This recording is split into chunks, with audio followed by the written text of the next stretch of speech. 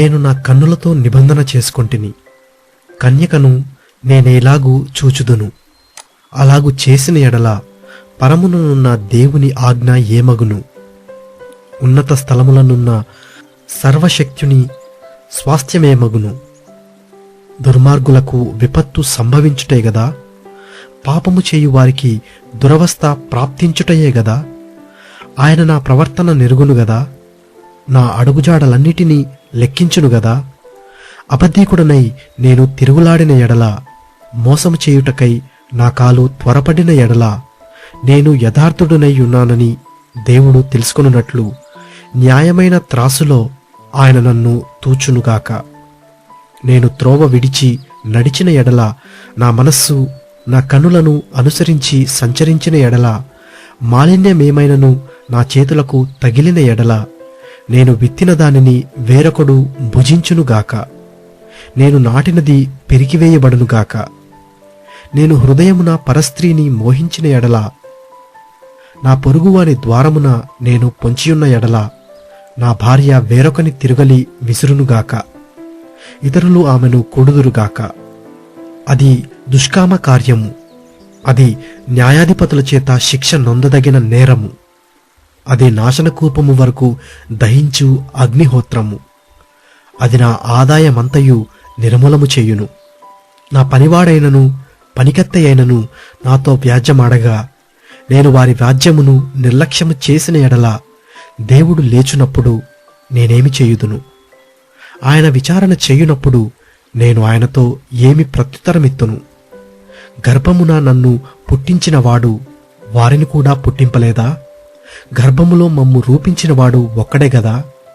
బీదలు ఇచ్చేయించిన దానిని నేను బిగపట్టిన ఎడలను, విధవరాండ్ర కన్నులు క్షీణింపజేసిన ఎడలను, తల్లిదండ్రులు లేని వారిని నా అన్నములో కొంచెమైనను తిననీయక నేను ఒంటరిగా భోజనము చేసిన ఎడలను, ఎవడైనను వస్త్రహీనుడై చచ్చుట నేను చూడగను, బీదలకు వస్త్రము లేకపోవుట నేను చూడగను, వారి దేహములు నన్ను దీవింపకపోయిన ఎడలను, వారు నా గొర్రెల బచ్చు చేత వేడిమి పొందకపోయిన ఎడలను, గుమ్మములో నాకు సహాయము దొరుకునని తండ్రి లేని వారిని నేను అన్యాయము చేసిన ఎడలను, నా భుజశల్యము దాని గూటి నుండి పడునుగాక, నా బాహువు ఎముకలోనికి విరుగునుగాక. నేనలాగూ చెయ్యలేదు. నా బాల్యము మొదలుకొని దిక్కులేనివాడు తండ్రి భావముతో నేను భావించి నా యొద్ద పెరిగెను. నా తల్లి గర్భమందు పుట్టిన నాట నుండి దిక్కులేని వానికి నేను మార్గదర్శినైతిని. దేవుని మాహాత్మ్యము ఎదుట నేను నిలవజాలననియు, ఆయన నన్ను నిర్మూలము చెయ్యుననియు భీతి పుట్టెను. సువర్ణము నాకు ఆధారమవుననుకొనిన ఎడల, నా ఆశ్రయము నీవేయని మేలిమి బంగారముతో నేను చెప్పిన ఎడలను, నా ఆస్తి గొప్పదని గాని, నా చేతికి విస్తారము సొత్తు దొరికెనని గాని నేను సంతోషించిన ఎడల, సూర్యుడు ప్రకాశించినప్పుడు నేను అతనినే గాని, చంద్రుడు మిక్కిలి కాంతి కలిగి నడుచుచుండగా అతనినే గాని చూచి, నా హృదయము రహస్యముగా ప్రేరేపింపబడి వారి తట్టు చూచి నా నోరు ముద్దు పెట్టిన ఎడలను, పరముననున్న దేవుని దృష్టికి నేను వేషధారినవుదును. అదియు న్యాయాధిపతి చేత శిక్ష నొందదగిన నేరమగును.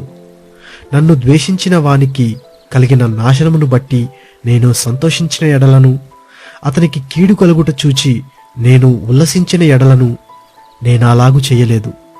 అతని ప్రాణమును నేనలాగు శపించలేదు. పాపము చేయుటకు నా నోటికి నేను చోటియ్యనే లేదు.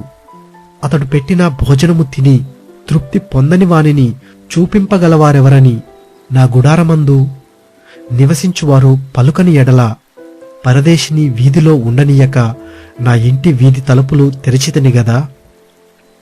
ఆదాము చేసినట్లు నా దోషములను దాచిపెట్టుకొని మహాసమూహమునకు భయపడియు, కుటుంబముల తిరస్కారమునకు జడిసియు, నేను మౌనముగా నుండి ద్వారము దాటి బయలు వెళ్ళక రొమ్ములో నా పాపమును కప్పుకొనిన ఎడల, పరముననున్న దేవుని దృష్టికి నేను వేషధారినవుదును. నా మనవి వినుటకై నాకొకడు ఉండవలెనని నేనెంతో కోరుచున్నాను. ఇదిగో నా చేవ్రాలు గురుతు, ఇదిగో నా ప్రతివాది వ్రాసిన ఫిర్యాదు. సర్వశక్తుడు నాకు ఉత్తరమిచ్చునుగాక. నిశ్చయముగా నేను నా భుజము మీద దానిని వేసుకొందును, నాకు కిరీటముగా దానిని ధరించుకొందును. నా అడుగుల లెక్క ఆయనకు తెలియజేసెదను. రాజువలే నేనాయన యొద్దకు వెళ్ళెదను. నా భూమి నా మీద మొర్రపెట్టిన ఎడలను, దాని చాళ్లు ఏకమై ఏడ్చిన ఎడలను, క్రయధనము ఇయ్యక దాని ననుభవించిన ఎడలను, దాని యజమానులకు ప్రాణహాని కలుగజేసిన ఎడలను, గోధుమలకు ప్రతిగా ముళ్ళును, యవలకు ప్రతిగా కలుపును మొలుచునుగాక. యోబు వాక్యములు ఇంతటితో సమాప్తములాయెను.